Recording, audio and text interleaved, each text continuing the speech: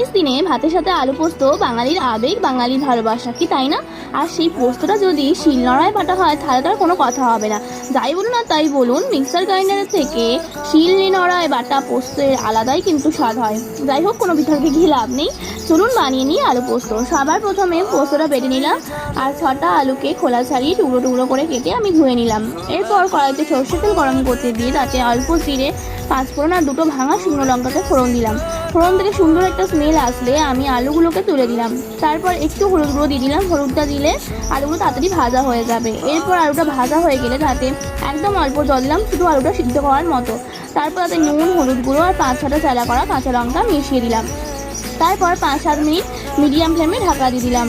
তারপর ঢাকা খুলে দেখলাম যে আলুগুলো সিদ্ধ হয়েছে কিনা।